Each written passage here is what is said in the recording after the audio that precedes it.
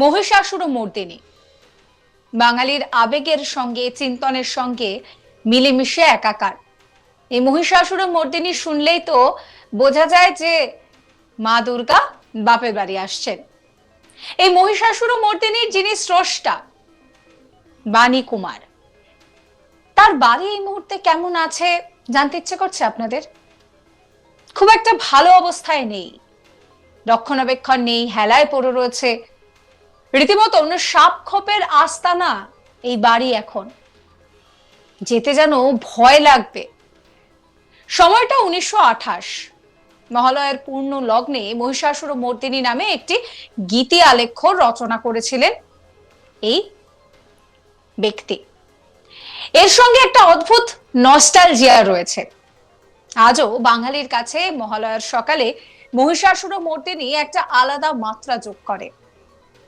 এই মহিষাসুরমর্দিনীর আলেখ্যের জনপ্রিয়তা সকলের কাছে রয়েছে। এই মহিষাসুরমর্দিনী বেতার সম্প্রচারক, রাইটার এবং পরিচালক বাণী কুমারের যে বাড়ি রয়েছে হাওড়ায়, সেই বাড়ির অবস্থা দেখলে রীতিমতন ভয় লাগবে। বাণী কুমার, যিনি আমাদের কাছে বাণী কুমার হিসেবে পরিচিত, তার আসল নাম বৈদ্যনাথ ভট্টাচার্য। তার মা অপর্ণা ভট্টাচার্য, বাবা বিধুভূষণ ভট্টাচার্য, স্ত্রী গৌরী দেবী। হাওড়ার আমতায় 1 নম্বর ব্লকের কানপুর গ্রামে মামার বাড়িতে 1907 সালের নভেম্বর মাসে জন্ম হয়েছিল তার। পরবর্তী সময়ে হাওড়া জেলা স্কুলে পড়াশোনা। পরবর্তী সময় ছাত্র জীবনের শেষে ট্যাক্সালে চাকরি নেন, কিন্তু সেখানে তার মন টেকেনি। এরপর ফিরে এসে চাকরি নিলেন অল ইন্ডিয়া রেডিওতে। স্ক্রিপ্ট রাইটিং করা থেকে শুরু করে অনুষ্ঠান পরিচালনা সমস্ত কিছু করতেন বাণী কুমার। তৈরি করেছিলেন মহিষাসুরমর্দিনীর মতো একটি কালজয়ী গীতি আলেখ্য, যা মহালয়ার দিন ভোরে প্রত্যেক বছর বেজে ওঠে। কিন্তু জন্মস্থানেই বাণী কুমার অবহেলিত হয়ে রয়েছেন, অথচ হাওড়া শহরে রয়েছে তার মূর্তি। উদ্যোগ নেওয়া হয়েছিল কাউন্সিলর শ্যামল মিত্রের তরফে। উদ্বোধন করেছিলেন ঘটা করে মন্ত্রী অরূপ রায়। আমতার কানপুরে এখানেই বাণী কুমারের জন্ম। এই তথ্যটি বর্তমান প্রজন্মের ছেলেমেয়েরা সত্যি জানে না। অন্তত এলাকা ঘুরে সেটাই দেখা গিয়েছে, তবে প্রবীণরা সকলেই ওয়াকিবহাল। আজ কার্যত ধ্বংসস্তূপে পরিণত হয়েছে বাণী কুমারের জন্মস্থান। সাপ পোকা মাকড়ের আখড়া।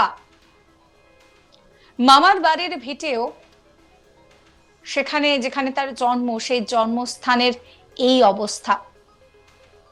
উল্লেখ্য, বাণী কুমারের পৈতৃক বাড়ি হুগলির আটপুরে।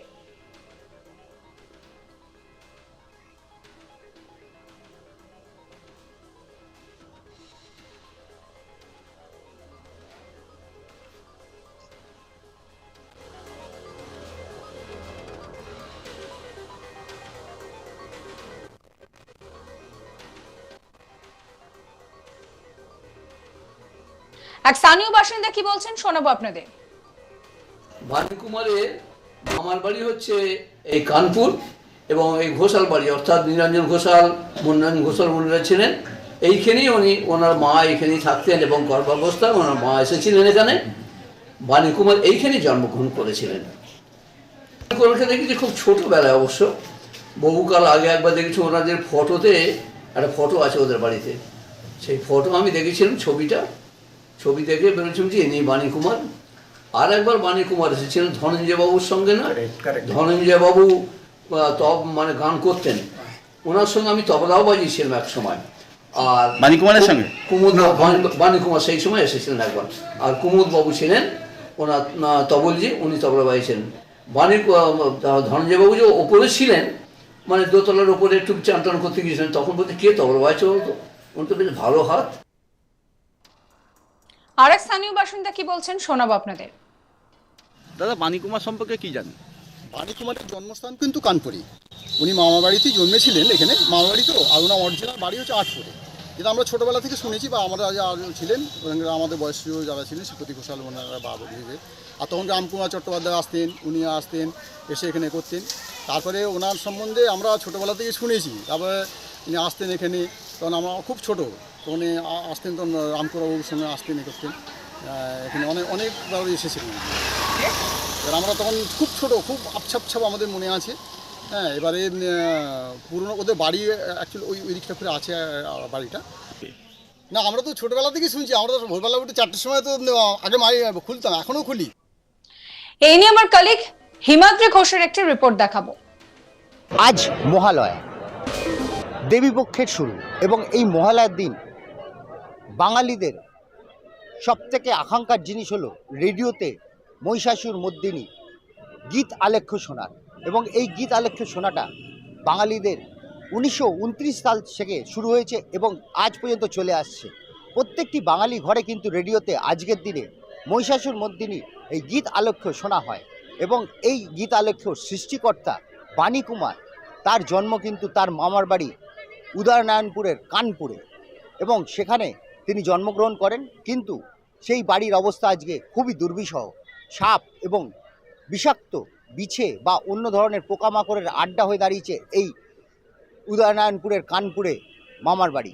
বাণী কুমার কিন্তু সৃষ্টি করেন এই গীত আলেখ্য, এবং এই গীত আলেখ্য সৃষ্টি করার পর এই গীত আলেখ্য যখন সম্প্রচার হয় তখন থেকেই কিন্তু মানুষ প্রত্যেক মহালয়ার দিন সকালবেলা ভোর উঠে এই সকালবেলায় মহিষাসুর মর্দিনী গীত আলেখ্য শোনেন। এবং এটা আজকে সংস্কৃতি হয়ে দাঁড়িয়েছে বাঙালিদের কাছে, এবং এই বাঙালিরা এইটা শোনার জন্য একটি বছর অপেক্ষা করে থাকেন। এবং একটি বছর অপেক্ষা করার পর ভোরবেলা 4টের সময় উঠে আগেই তাদের কাজ হয় রেডিও চালানো এবং রেডিওতে মহিষাসুর মর্দিনী শোনা। এই জায়গায় দাঁড়িয়ে বাণী কুমার, তাকে কিন্তু সেইভাবে কোনো কিছু করা হয়নি। তার একমাত্র মূর্তি উন্মোচন করেন 26 নম্বর ওয়ার্ডের কাউন্সিলর শ্যামল মিত্র, এবং এই উন্মোচনের সময় উপস্থিত ছিলেন অরূপ রায় এবং তখনকার মেয়র রথীন চক্রবর্তী। এবং এই দিনটা আজকে তার মূর্তিকে পরিষ্কার পরিচ্ছন্ন করিয়ে তাতে মাল্যদান করা হয়। অন্য কোনো রকমভাবে এই বাণী কুমারকে কিন্তু শ্রদ্ধা জানানো হয় না। বাঙালির নস্টালজিয়ার সঙ্গে জড়িয়ে রয়েছে মহিষাসুর মর্দিনী। যিনি এই গীতে আলেখ্যের স্রষ্টা বাণী কুমার, তার হাওড়ার বাড়ি রীতিমতন পড়ে রয়েছে অবহেলায়। বিষাক্ত পোকামাকড়ের বাস এখন সেখানে। যারা প্রবীণ মানুষ তারা জানেন তার সম্পর্কে, কিন্তু এই প্রজন্মের মানুষ তারা জানেন না। সেই জানানোর জন্য যে উদ্যোগ নেওয়ার, সেই উদ্যোগ হয়তো কোথাও নেওয়া হচ্ছে না। সাবস্ক্রাইব করবেন আজ তাক বাংলার ইউটিউব চ্যানেলকে, ফলো করবেন হোয়াটসঅ্যাপ চ্যানেল।